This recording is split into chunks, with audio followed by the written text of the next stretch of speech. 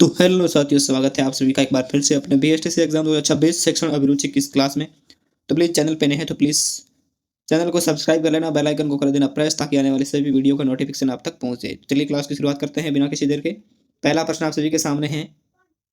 पहला प्रश्न, छात्रों के अधिकारिता अधिगम को प्रभावित करने वाला जो मुख्य कारक है वो कौन सा है? छात्रों के जो अधिकारिता अधिगम है इसको प्रभावित करने वाला प्रमुख कारक कौन सा है? पहला ऑप्शन है अधिगम हेतु समय, दूसरा है अनुदेशन की गुणवत्ता, तीसरा है छात्रों की लेखन की गति, चौथा है विशिष्ट प्रकार के अधिगम के प्रति अभिक्षमता।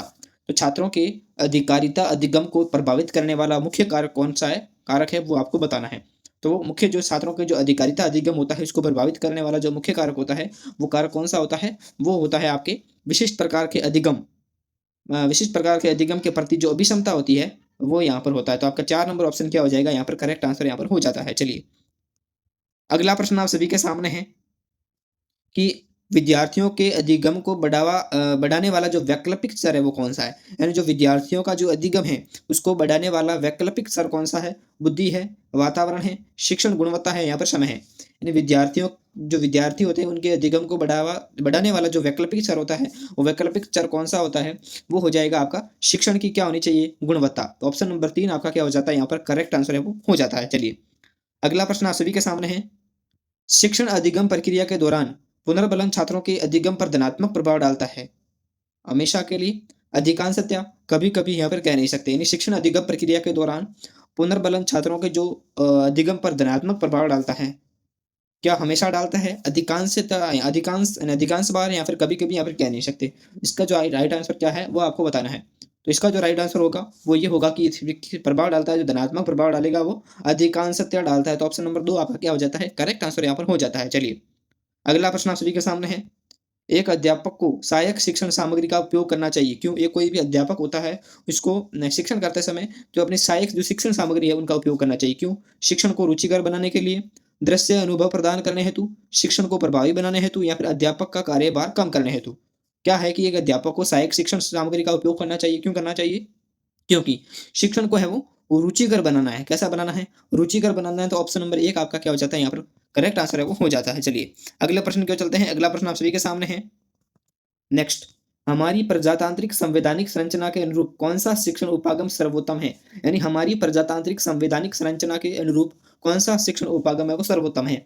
ऑप्शन है अध्यापक केंद्रित, सहभागिता केंद्रित, या फिर विद्यार्थी केंद्रित, या फिर क्रिया केंद्रित। हमारी प्रजातांत्रिक संवैधानिक संरचना के अनुरूप कौन सा शिक्षण उपागम है वो सर्वोत्तम है? तो यहाँ पर कौन सा हो जाएगा? वो हो जाएगा सहभागिता केंद्रित। तो ऑप्शन नंबर 2 आपका क्या हो जाता है? करेक्ट आंसर यहाँ पर हो जाता है। चलिए, अगला प्रश्न आप सभी के सामने है। नेक्स्ट, यदि एक छात्र आपकी कक्षा का अनुशासन भंग कर रहा है तो आप अध्यापक होने के नाते क्या करोगे? यदि कोई भी छात्र है वो आपकी कक्षा का अनुशासन भंग कर रहा है तो एक अध्यापक होने के नाते आप क्या करोगे? दूसरों से इसकी चर्चा करोगे, इसके लिए उसे दंड दोगे, उसके माता पिता को बुलाने के लिए उसकी डायरी में नोट लिखेंगे, या फिर इसके पीछे का कारण जानने का क्या करोगे? प्रयास करोगे। तो जब भी ऐसा कोई प्रश्न आता है, ठीक है, तो उसमें क्या करना है आपको? इसके पीछे का क्या करेंगे आप? कारण जानोगे। तो ऑप्शन नंबर 4 आपका क्या हो जाएगा? करेक्ट आंसर यहाँ पर हो जाता है। चलिए, अगला प्रश्न आप सभी के सामने है। प्राथमिक स्तर पर शिक्षण की सर्वोत्तम विधि कौन-सी है? यानी प्राथमिक स्तर पर शिक्षण की सर्वोत्तम जो विधि कौन-सी होती है? व्याख्यान विधि, खेल विधि, परियोजना विधि, या फिर प्रदर्शन विधि। तो प्राथमिक स्तर पर जो सर्वोत्तम विधि होती है शिक्षण की, वो होती है आपकी खेल विधि। खेल-खेल में यहाँ पर पढ़ना और सीखना। तो ऑप्शन नंबर 2 आपका क्या हो जाता है? करेक्ट आंसर यहाँ पर हो जाता है। चलिए, अगला प्रश्न आप सभी के सामने है। नेक्स्ट, प्राथमिक स्तर पर शिक्षण अधिगम प्रक्रिया में किस प्रकार का मूल्यांकन सम्मिलित किया जाता है? यानी प्राथमिक स्तर पर जो शिक्षण अधिगम प्रक्रिया होती है उसमें किस प्रकार का मूल्यांकन है वो सम्मिलित किया जाना चाहिए? पहला ऑप्शन है रचनात्मक और निदानात्मक, दूसरा है स्थापन और स्व-मूल्यांकन, रचनात्मक या फिर समेकित, या फिर निदानात्मक, रचनात्मक और समेकित। तो प्राथमिक स्तर होती है, प्राथमिक स्तर पर शिक्षण अधिगम प्रक्रिया में है वो मूल्यांकन सम्मिलित किया जाना चाहिए, वो है एक तो निदानात्मक, फिर रचनात्मक और समेकित। तो यहाँ पर ऑप्शन नंबर 4 आपका क्या हो जाता है? करेक्ट आंसर यहाँ पर हो जाता है। चलिए, अगला प्रश्न आप सभी के सामने है। नेक्स्ट, प्राथमिक स्तर की कक्षा में प्रभावी संप्रेषण संभव है जब अध्यापक संप्रेषण करे। पहला ऑप्शन है विद्यार्थियों की मातृभाषा में, या फिर राष्ट्रभाषा में, या फिर मातृभाषा और राष्ट्रभाषा दोनों में, या फिर संविधान द्वारा मान्यता प्राप्त किसी भी भाषा में। प्राथमिक स्तर पर की जो कक्षा होती है उनमें प्रभावी संप्रेषण संभव है कब? जब अध्यापक कौन सी भाषा किस भाषा में संप्रेषण करे, वो आपको बताना है। तो कौन सी भाषा हो जाएगी? विद्यार्थियों की जो मातृभाषा है उसमें। तो ऑप्शन नंबर 1 आपका क्या हो जाता है? करेक्ट आंसर यहाँ पर हो जाता है। चलिए, अगला प्रश्न आप सभी के सामने है। शिक्षण की प्रकृति कैसी है? विज्ञान है, कला कौशल है, कला और विज्ञान है, या विद्यार्थियों की पृष्ठभूमि पर निर्भर करती है? तो शिक्षण की जो प्रकृति होती है वो कैसी है? शिक्षण की प्रकृति कला और विज्ञान दोनों ही है। ऑप्शन नंबर 3 आपका क्या हो जाएगा? राइट आंसर यहाँ पर हो जाता है। चलिए, अगला प्रश्न, बालक के अधिगम के लिए निम्नलिखित में से कौन सी क्रिया सर्वाधिक योगदान देती है? बालक के अधिगम के लिए निम्नलिखित में से कौन सी क्रिया है वो सर्वाधिक योगदान देती है? देख कर सीखना, याद करके सीखना, सुनकर सीखना, या फिर करके सीखना? बालक के अधिगम के लिए निम्नलिखित में से कौन सी क्रिया सर्वाधिक योगदान देती है? तो बालक के अधिगम के लिए जो सर्वाधिक योगदान देने वाली क्रिया होती है वो है करके सीखना। तो ऑप्शन नंबर 4 आपका क्या हो जाता है? करेक्ट आंसर यहाँ पर हो जाता है। चलिए, अगला प्रश्न आप सभी के सामने है। एक बालक का अधिगम निम्नलिखित अधिगम ढांचे यानी सेटअप से सर्वाधिक प्रभावित होता है। यानी कि बालक का अधिगम है वो निम्नलिखित अधिगम ढांचे से सर्वाधिक प्रभावित होता है। किससे होगा? पहला ऑप्शन है शोर रहित अलग कक्ष होगा उसमें, या फिर विद्यालय में, या फिर भाई बहनों के साथ में, या फिर उसके अपने सामाजिक और सांस्कृतिक ढांचे या वातावरण में। तो एक बालक का अधिगम है वो निम्नलिखित अधिगम ढांचे से सर्वाधिक प्रभावित होगा। किस अधिगम के ज्यादा है वो प्रभावित होगा? तो वो हो जाएगा आपका उसके अपने सामाजिक और सांस्कृतिक ढांचे में है वो वातावरण से। तो ऑप्शन नंबर 4 आपका क्या हो जाएगा? करेक्ट आंसर यहाँ पर हो जाता है। चलिए, अगला प्रश्न आप सभी के सामने है। नेक्स्ट, सभी स्तरों के लिए एक अध्यापक की एक महत्वपूर्ण योग्यता कौन सी है? यानी सभी स्तर के लिए एक अध्यापक की एक जो महत्वपूर्ण योग्यता होती है वो कौन सी है? पहला ऑप्शन सामाजिक संवेदनशीलता, विषय का ज्ञान, प्रभावी नेतृत्व, या फिर विधियों का ज्ञान? बताइए, सभी स्तर के लिए एक अध्यापक की एक महत्वपूर्ण योग्यता कौन सी होती है? वो हो जाएगी आपका विषय का क्या होना चाहिए? ज्ञान होना बहुत जरूरी है। ठीक है, ऑप्शन नंबर आपका दूसरा है वो यहाँ पर राइट आंसर हो जाता है। चलिए, अगला प्रश्न आप सभी के सामने है। यदि एक अध्यापक अपने कार्य को नकारता है और कक्षा शिक्षण से बचता है तो इसका कारण क्या होगा? यदि कोई अध्यापक है वो अपने कार्य को नकार रहा है और कक्षा शिक्षण से बच रहा है तो इसका क्या कारण होगा? पहला ऑप्शन है नैतिक मूल्यों का उसके अंदर का अभाव है, शिक्षण अभिक्षमता का अभाव है, कार्य करने की क्षमता का अभाव है, या फिर व्यावसायिक नैतिकता का उसके अंतर्गत क्या होगा? अभाव होगा। तो इसका क्या राइट आंसर होगा? तो बिल्कुल इसके अंदर क्या होगा? व्यावसायिक नैतिकता का क्या है? शिक्षण व्यावसायिक नैतिकता का उसके अंदर क्या होगा? अभाव होगा। तो ऑप्शन नंबर 4 आपका क्या हो जाता है? करेक्ट आंसर यहाँ पर हो जाता है। चलिए, अगला प्रश्न आप सभी के सामने है। नेक्स्ट, शिक्षण अधिगम प्रक्रिया में पृष्ठपोषक आवश्यक है। शिक्षण अधिगम प्रक्रिया में पृष्ठपोषक आवश्यक है अध्यापक के लिए, विद्यार्थियों के लिए, अध्यापक और विद्यार्थी दोनों के लिए, या फिर कक्षा में क्रमोन्नति के लिए। तो शिक्षण अधिगम प्रक्रिया में पृष्ठपोषक क्यों आवश्यक है? क्योंकि अध्यापक के लिए आवश्यक है। किसके लिए आवश्यक है? ये अध्यापक के लिए आवश्यक है। तो ऑप्शन नंबर 1 आपका क्या हो जाएगा? राइट आंसर यहाँ पर हो जाता है। चलिए, अगला प्रश्न आप सभी के सामने है। एक अध्यापक में जो नेतृत्व क्षमता है वो कैसी होनी चाहिए? कक्षा की समस्याओं के समाधान हेतु, विद्यार्थियों के नियंत्रण हेतु, योजना क्रियान्वयन हेतु, शिक्षण को गति देने हेतु? एक अध्यापक में नेतृत्व क्षमता होनी चाहिए। क्यों? क्योंकि किस लिए होनी चाहिए? तो है शिक्षण को गति देने हेतु। ऑप्शन नंबर 4 है यहाँ पर आपका क्या हो जाता है? राइट आंसर यहाँ पर हो जाता है। चलिए, अगला प्रश्न आप सभी के सामने है। एक नेता में निम्नलिखित में से कौन सा मुख्य गुण होना चाहिए? बुद्धि की श्रेष्ठता, लचीलापन, आत्मविश्वास और साहस, इच्छा शक्ति और निर्णय की योग्यता? तो एक नेता में जो निम्नलिखित में से कौन सा मुख्य गुण होना चाहिए? वो होना चाहिए इच्छा शक्ति और निर्णय की उसके अंदर की क्या होनी चाहिए? योग्यता होनी चाहिए। ऑप्शन नंबर 4 आपका क्या हो जाता है? राइट आंसर यहाँ पर हो जाता है। चलिए, अगला प्रश्न है। एक अच्छे नेता में निम्नलिखित जो मुख्य योग्यता होगी, एक अच्छा नेता होगा उसमें निम्नलिखित मुख्य योग्यता होगी। कौन सी होगी? दल का गठन और उद्देश्यों की प्राप्ति करना, व्यक्तियों का सहयोग, दूसरों को अभिप्रेरित करना, या फिर कार्य के लिए आदेश देना? तो एक अच्छा नेता होगा उसकी मुख्य योग्यता क्या होगी ये आपको बतानी है।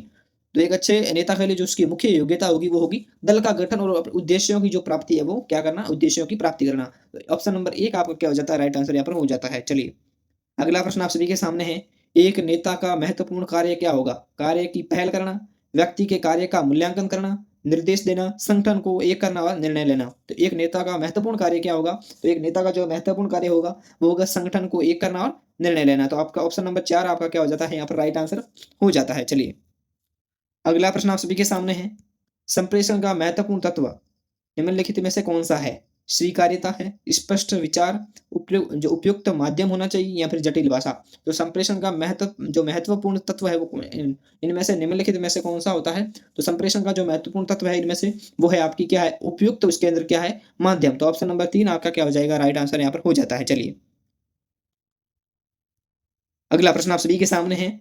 एक अध्यापक में प्रभावी संप्रेषण का मुख्य उद्देश्य होता है एक विद्यालय में, यानी एक विद्यालय में प्रभावी संप्रेषण का मुख्य उद्देश्य क्या होता है? छुट्टियों के बारे में सूचित करना, विद्यार्थियों के अधिगम को नियंत्रित सुधार करना, विद्यालय में सौहार्दपूर्ण वातावरण जो है उसको विकसित करना या फिर सूचना और आदेश देना। तो बताइए, एक विद्यालय में प्रभावी संप्रेषण का मुख्य उद्देश्य क्या होता है? तो एक विद्यालय होगा, उसमें प्रभावी संप्रेषण का जो मुख्य उद्देश्य होगा वो क्या होगा? वो होगा आपके विद्यालय में सौहार्दपूर्ण, है ना? सौहार्दपूर्ण वातावरण विकसित करना। तो ऑप्शन नंबर 3 आपका क्या हो जाएगा? राइट आंसर यहाँ पर हो जाता है। चलिए, अगला प्रश्न आप सभी के सामने है। नेक्स्ट, संप्रेषण का अर्थ क्या है ये आपको बताना है। अनुभव साझा करना, ज्ञान का संरक्षण करना, संप्रत्यय का बताना या फिर परंपरा, विचारों और भावनाओं की साझेदारी करना। संप्रेषण का अर्थ क्या है ये आपको यहाँ पर बताना है। तो संप्रेषण का जो अर्थ है वो है क्या है? संप्रेषण का अर्थ है परंपरा, विचारों और भावनाओं की साझेदारी करना। ऑप्शन नंबर 4 आपका क्या हो जाता है? करेक्ट आंसर यहाँ पर हो जाता है। चलिए, अगला प्रश्न आप सभी के सामने है। संप्रेषण होना चाहिए, संप्रेषण होना चाहिए शिक्षण अधिगम में हाव भाव रहित, शिक्षण अधिगम में स्पष्टता सहित, शिक्षण अधिगम में द्विमार्गी, शिक्षण अधिगम में एक मार्गी। तो संप्रेषण कैसा होना चाहिए? तो संप्रेषण होना चाहिए शिक्षण अधिगम में द्विमार्गी होना चाहिए। तो ऑप्शन नंबर आपका 3 है वो क्या हो जाता है? करेक्ट आंसर यहाँ पर हो जाता है। चलिए, अगला प्रश्न आप सभी के सामने है। प्राथमिक कक्षा में प्रभावी अधिगम के लिए निम्नलिखित में से कौन सा संप्रेषण उपकरण है वो अधिक योगदान देता है? दृश्य स्रोत, कार्यप्रक स्रोत, द्विसांकेतिक स्रोत या फिर श्रव्य स्रोत। तो प्राथमिक कक्षा में प्रभावी अधिगम के लिए निम्नलिखित में से कौन सा संप्रेषण उपकरण है वो अधिक योगदान देता है? वो देता है आपका कार्यप्रक स्रोत। ऑप्शन नंबर 2 आपका क्या हो जाता है? करेक्ट आंसर यहाँ पर हो जाता है। चलिए, अगला प्रश्न आप सभी के सामने है। नेक्स्ट, प्रभावी संप्रेषण की मुख्य विशेषता क्या है? यह द्विमार्गी प्रक्रिया है, ये संवेदी सक्रियता पर निर्भर करती है, ये बोलने का कौशल है या फिर ये विकास का साधन नहीं है। तो उस प्रभावी संप्रेषण की मुख्य योग्यता आप विशेषता क्या है वो आपको यहाँ पर पूछी गई है। तो क्या विशेषता होगी? ये कैसी है? द्विमार्गी प्रक्रिया है। तो ऑप्शन नंबर 1 ही आपका क्या हो जाता है? करेक्ट आंसर यहाँ पर हो जाता है। चलिए, अगला प्रश्न आप सभी के सामने है। प्राथमिक स्तर पर कक्षा अनुशासन के प्रबंध हेतु निम्नलिखित में से कौन सा संप्रेषण का प्रभावी प्रकार है? लिखित है, हाव भाव सहित मौखिक, हाव भाव रहित, शाब्दिक या फिर अशाब्दिक। बताइए क्या आंसर होगा? तो हाव भाव सहित मौखिक यहाँ पर हो जाएगा। ऑप्शन नंबर 2 आपका क्या हो जाता है? करेक्ट आंसर यहाँ पर हो जाता है। चलिए, अगला प्रश्न, संप्रेषण का मुख्य सिद्धांत है स्पष्टता, उपयुक्तता या फिर प्रतिकूलता या फिर लचीलापन। संप्रेषण का मुख्य सिद्धांत क्या है? वो हो जाएगा आपका स्पष्टता। संप्रेषण में हमेशा कैसा होना चाहिए? स्पष्ट होना चाहिए। चलिए, अगला प्रश्न आप सभी के सामने है। निम्नलिखित में से कौन सा संप्रेषण का मुख्य बाधक है?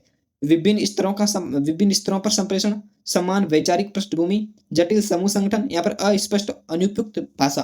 तो कौन सा संप्रेषण का मुख्य बाधक है? वो है आपका अस्पष्ट और अनुपयुक्त भाषा। ऑप्शन नंबर 4 आपका क्या हो जाता है? करेक्ट आंसर यहाँ पर हो जाता है। चलिए, फिर आज क्लास का हमारा लास्ट प्रश्न है कि एक अध्यापक की सर्वाधिक अनिवार्य व्यावसायिक जो योग्यता है वो कौन सी है?